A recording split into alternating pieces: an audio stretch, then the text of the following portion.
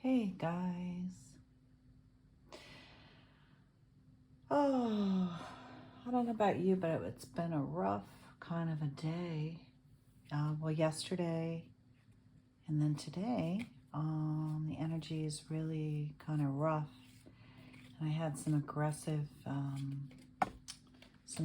towards me a little bit yesterday, which,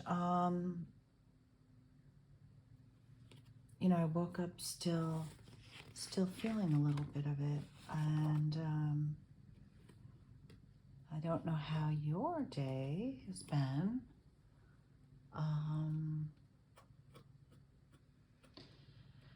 So I wanted to talk to you about grief again, but kind of a different aspect of it. So I am someone that I've had a lot of people that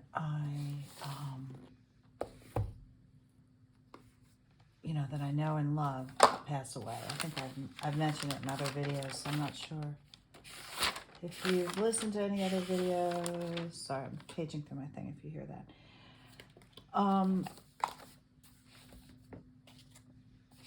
And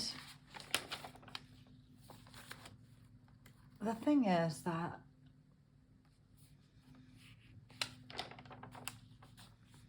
I don't know. I'm in like this group where, we say prayers for people and stuff. And when I bring up like, oh, can you pray so-and-so passed away? Because that's what people do if someone's sick or someone passes away. And I feel like when I raise my hand, there's people drop like flies around me. I don't know why. I know so many people that die. And then I get like this look from people like, oh my God, like, oh, here she goes again. Or just like, oh, really? And it's such a cold and callous manner, cold and callous way to be about that subject matter, really. I mean, I don't understand it. No one really wants to talk about it. And one of them was like kind of horrific. And,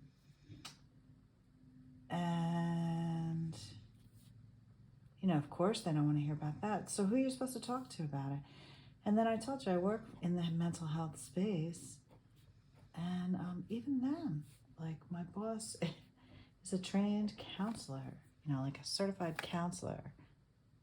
She doesn't have a degree in psychology or anything, but she worked like for a crisis hotline. So she got, counseling certificates and everything. I think she majored in public health or something. And I even noticed her today when I mentioned that last weekend a relative passed away. And she kind of like made that face. And I just, so even a space where people are supposed to be empathetic, so it's your boss, you're supposed to be able to relay that information to your boss so they know what's going on, why you're acting, whatever. On top of it, she's a trained counselor. On top of it, this is a mental health space, and we manage a crisis hotline. Like, I do more operations work and data work, but that's the space. And I said to her actually that it was disappointing in a way how some people act, because it's almost like when you find out cops are breaking the law. You know how upset people get when they, oh, he's a cop, you should know, oh, he's a dirty cop. Well, that's how some of the people in this space feel, because they're managing a crisis hotline, right, or a mental health hotline, or in the mental health community, and behind the scenes, they're very vicious and they're mean and they're arrogant, and my role is to like help them and bring solutions, and then they yell at me and about stuff that I have really no control over. And you can tell it's just that they're really frustrated or at their wits' end, but still I find it quite ironic, you know? It's like you take all the glory with, oh, I work in the mental health space, oh yes, I manage a crisis unit, but then you're like really nasty and mean to people that are trying to help you. It took a lot for me to process that, and then on top of it, I had been feeling this way about people, you know, like in prayer circles, when I bring up names to pray for people who have passed away, I get looks like, oh gosh, here she goes again. I mean, I don't want to have people that I know die either, but it's just the hard truth. It's the reality of my life. And I pray for them, and I feel for them. So I've been writing down. So since, let's see, I think it was the second or third week in November. It was definitely November, and I believe it was the second week. How do I know? Because my son got married at the end of October, and one of his groomsmen's mother suddenly and unexpectedly passed away while driving to work. Okay, so she was the first one. So 1, 2, 3, 4, 5, 6, 7, 8, 9, 10. I have had 10 people. So today is May the 17th. Is it the 17th? No, 16th. May the 16th. 10 people I know and either love or are related to somebody I love have died. And I've grieved them. And some of them I loved a lot. One was murdered. And then when I found out about one and I went to post, they didn't have services for her, so I found out that her daughter had a Facebook page that was open, and that she had written a nice memorial for her mother, who I had been related to and I hadn't seen in a while. But since I was divorced, I no longer was related to her, and they weren't having any services for her. So I went to the girl's page, and then she writes, oh, you know, that her mother passed away, this beautiful thing, and then how hard it was because only last year did her husband and daughter die. So then I was like, what? And then I scrolled further down, and it was a really sad, awful story. They died separately. Her daughter was only 10, and her husband died within 6 weeks of being diagnosed with cancer. And then her daughter took her own life. And the girl thinks that maybe she was bullied at school, and the bullies had her take her own life, and the cops won't get involved, or I don't know. So she has a delay over that. But how shocking to go and think you're grieving, and then not that I'm making it about me, but I was grieving my sister-in-law. I go to her daughter's page, who I hadn't seen or heard from in 30 years. And then I read this horrific thing that happened to this poor girl. And the girl had lost her father when she was 21. So at this point, she's about 38 years old. So, I mean, that's some hard stuff to take. And then today I mentioned to my boss that my brother-in-law's mother passed away last weekend unexpectedly. She was 99, but it was unexpected. She fell, didn't have any other comorbidities, didn't have anything wrong with her heart, didn't have anything wrong with her faculties, nothing.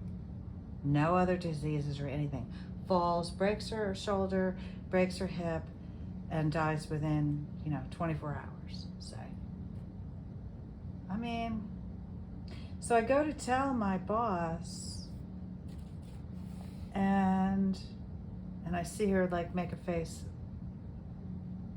They don't realize they're making it. This eye movement, and I'm quite intuitive, and I pick up. I studied psychology, and even before that, I pick up on eye movements. I watch people. That's my mother trained me, and it just runs in our blood, and that is just how it is. So I don't understand why people could be so cold and callous about something like that. And I don't understand how you could work in a space like that and in one breath say I care about people, and the other breath be like really awful to someone who's just trying to help you.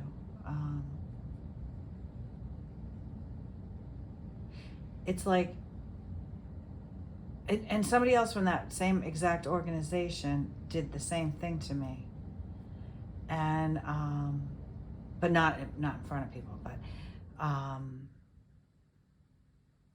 so it's like they work in an organization that offers mental health help, yet they get mad when anybody tries to help them to achieve,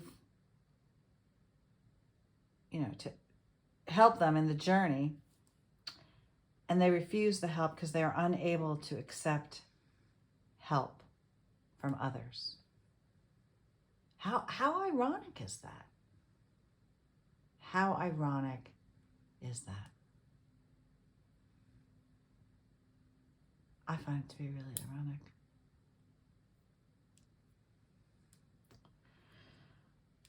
I mean, I'm kind of speechless about it, really. It was quite an eye-opening experience. And they're rough, they're mean. I mean, I used to work in this industry. It was like Coors Light and candy, and it was a very controlled industry because the state I live in is really,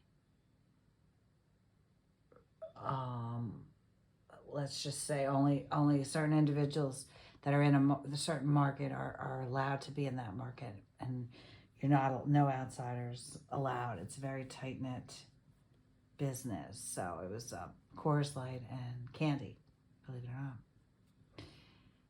And those people were very aggressive. It was a warehouse. There were, truck drivers that would come in, the warehouse workers, and the women were from like kind of a rough area. And they were rough. They were definitely very rough on me. I was a lot younger. I was about 29 years old back then, 30. I was a young mother, and I needed the job. Not that I don't need this job, but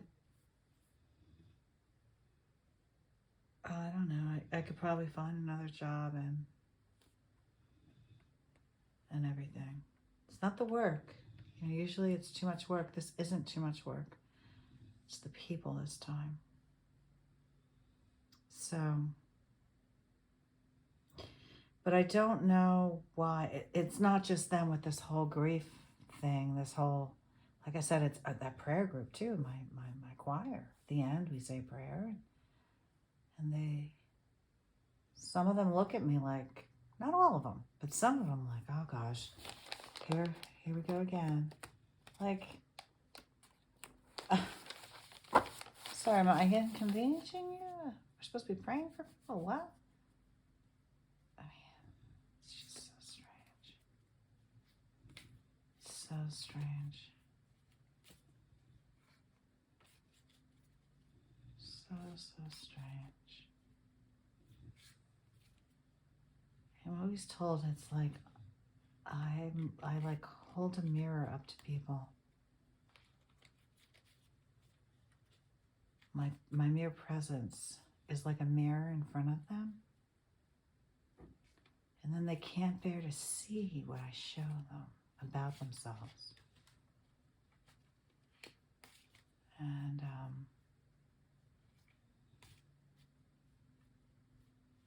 don't know.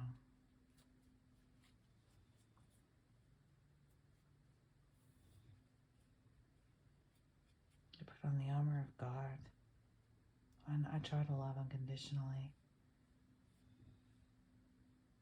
And I only fight when people are attacking me or my loved ones, or they fail to allow me to speak. You know, then maybe I fight. Definitely fight if you're coming after me or my loved ones. I'm a fighter. With that whole thing, I sat through it and I smiled. I smiled knowing that it was going to come back on her, because I am a chosen one. And I was there to help with, and I had all pure intentions and good intentions. And I didn't fall for her trap. Usually I react, and I was prepared for it because I knew I called upon my angels. And Our Lady of Sending Angels reminded me to call my angels when there's a difficult meeting or something. So before this group meeting I had, I called upon them and they were there. And at first I started to fall and push back a little bit. And then I said, no, they're just trying to get me in trouble. And then I called upon them again while she was going off on me. And then I just sat back and I just smiled at her while she yelled and screamed, acted like a petulant child. And then when she was done, I told her I heard her loud and clear. And I highlighted the word loud because she had been very loud. I mean, she even mocked me at one point. Someone must have come to her door. It's another setup of her office. I saw her look towards her door and smile and like tilt her head like, what? And then start laughing. So much so that she was like, her head was like going up and down like towards her knees and back up and like laughing and like throwing her head around. Mocking and laughing at me. Mocking the fact that she was yelling at me. You know, not really mocking anything I was doing or anything I was saying. Just mocking the fact that she was yelling at me.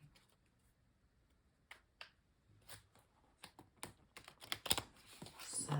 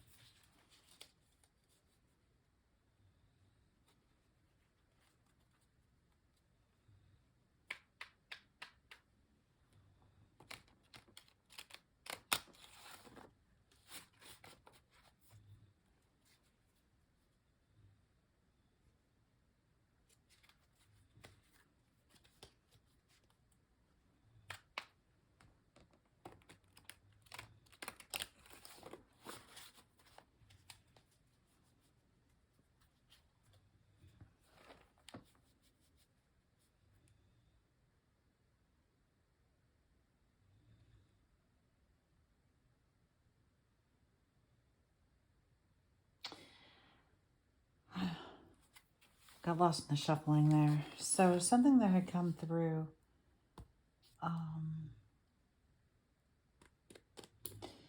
was a passage from the Bible, John 4.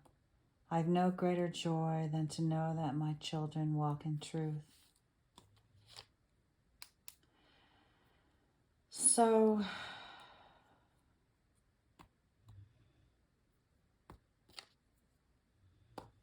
I come from a place of truth, authenticity. And I will grieve people. They deserve it. And I will pray for them.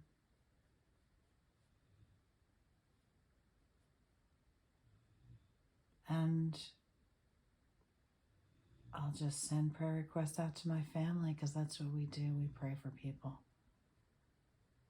And these phonies, these posers, these people who pretend, God will expose them. They'll have to face it. I'll show that mirror to them and then they will have to face it. just makes me really sad. It really does. And if you experience that from people, I'm really sorry. Because I'm really experienced at grief. Because I have lost so many people. Look, I told you just from November of 2023 to now, I've lost 10 people that I know. And prior to that, I've lost a lot of people that were really very close to me. And I've lost a lot of people over the years, every year.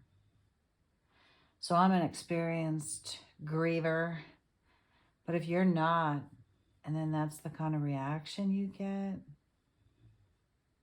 maybe you don't. Maybe everybody's compassionate because you are new to it.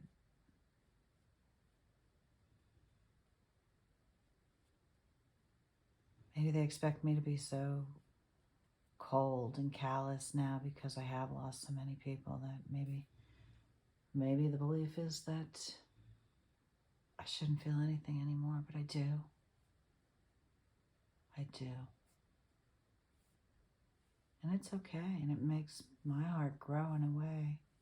Because you know what? I've said this before, but the mere fact that you are grieving somebody means that you loved somebody. You grieved someone that you loved in one way or another. Sometimes we don't even know people. We grieve a star. You say, oh, I love that star, or that person that you only knew from afar, from their work, But it means that you love somebody. Even if they're related to somebody or it's somebody you know, you grieve for that person that you love. You show up for that person that you love. I feel their pain. I'm used to it. I'm a warrior. Might sound soft-spoken like Mary right now, but just like Mary was tough. Look what she endured. Can still be kind and loving and be a warrior too. That's who I am.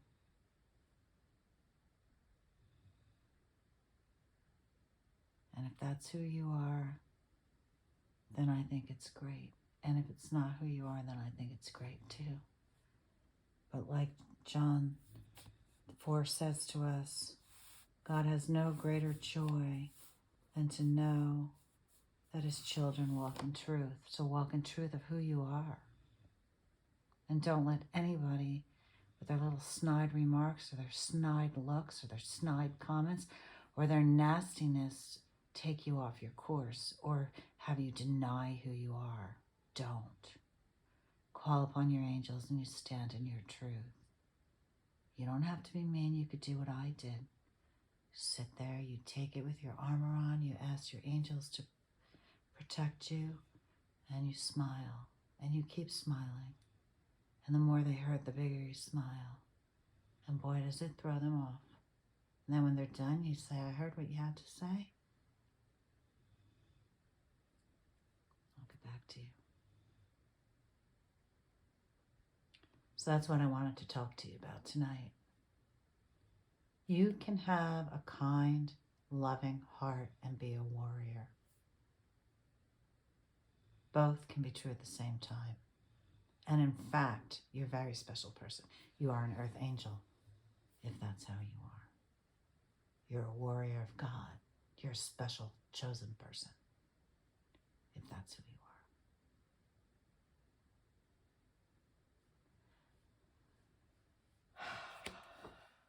I can get as mean as the meanest person, but you know what? I don't lead off that way.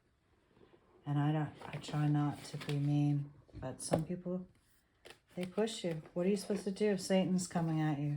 Can I be nice? No, you're not. Put on the armor of God.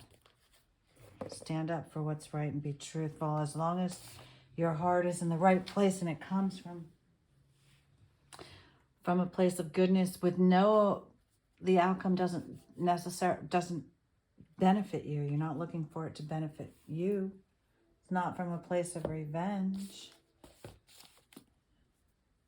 It's from a place of asking your angels for strength, and they'll show you what to do. So let's pull a card from Mother Mary on this. See what she has to say to me tonight. And to you, what messages she want to relay to us tonight. Do 3.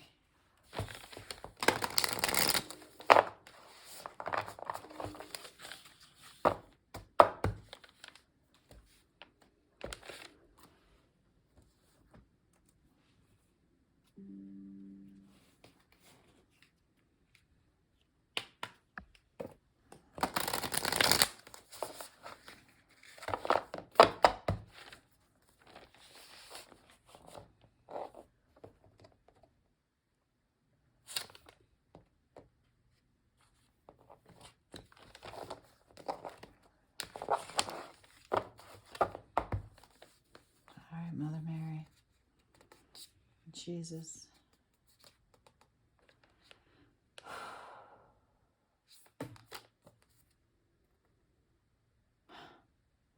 Our Lady of Answered Prayers.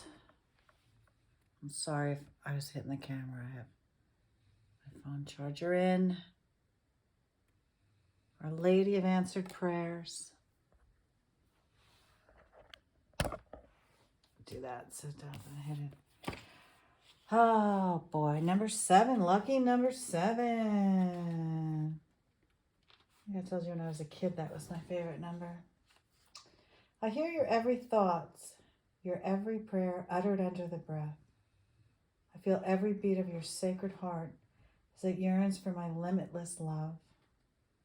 Do you imagine that I could be ignorant of that which you need the most?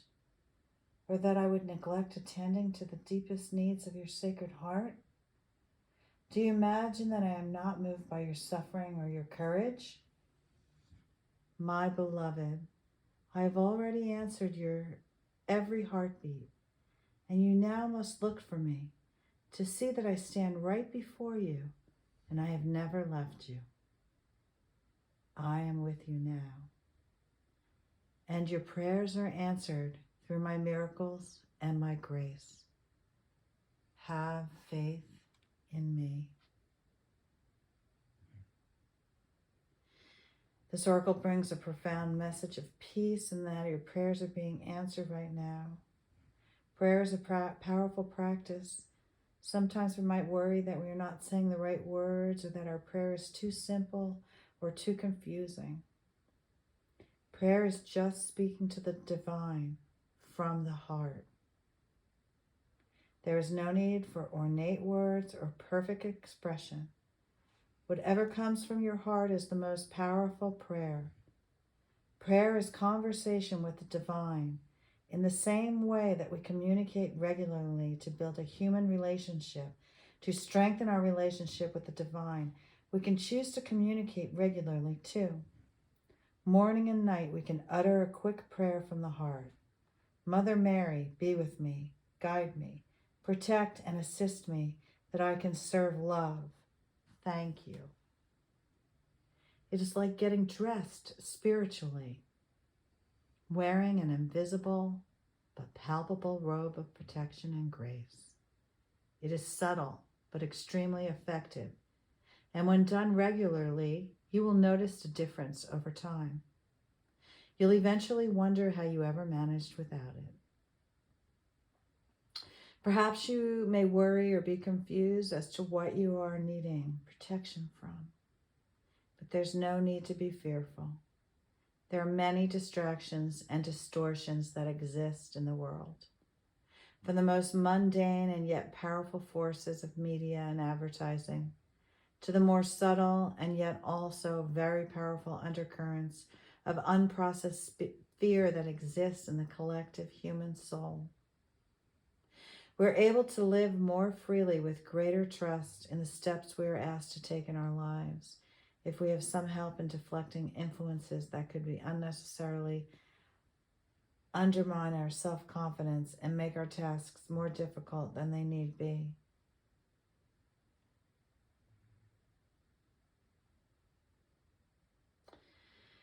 Feeling the relief of this realization can help that answer reach us more quickly. A soft, receptive heart rather than a heart hardened by fear, expectation, or disappointment can be touched by the divine more easily. Answers always come. It is our ability to recognize them, to be moved by them, and to allow the solution to unravel. That can be the challenge. When we call upon the Divine Mother, we are also assisted with our ability to let go of our attachment to the difficulty, the pain, the problem, and instead to let go, to open up to the healing, the solution. Part of how this happens is through being willing to not just look at your life situation now, but to really see your life through the eyes of your heart. There's something or someone that is happening in your life now that is the seed of the answered prayer. The situation is being resolved. Sometimes this is its earliest stages, and we have to wait a while before we can consciously recognize that the miracle is manifesting. It's manifesting right before our eyes. At other times, however, it's meant to happen now. The solution is right in front of us. When this oracle appears, your solution is not in a distant future, but under your feet, in the here and now. Open your heart and open your eyes. You can pray that you see the answer before you now and become capable of accepting the divine help that is offered to you now with the following healing process and affirmation. This oracle is assuring you that your prayer is capable of being resolved. It is also encouraging you to hold a soft, receptive heart in realization that the answer is already tapping at the door of your heart, waiting for it to open up and receive.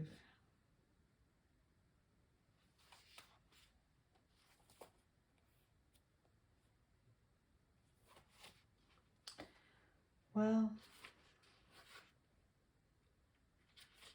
I'll keep my heart open, I guess. Of course. Some people just make it so hard, don't they?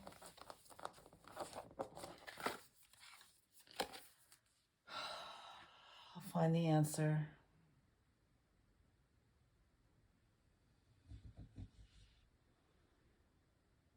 They just make it so hard.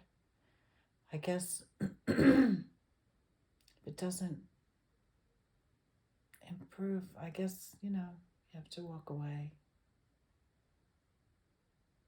Because that constant inner turmoil, it really is just too much,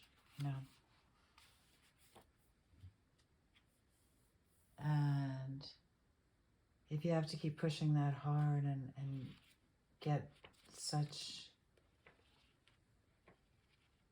adverse feedback, it's time to move on. Stay strong, chosen ones, earth angels, the 144,000, you light workers, whoever you are out there, stay strong. You're not alone. We will see it through. We'll reach them. We'll love them. And we'll pray for them.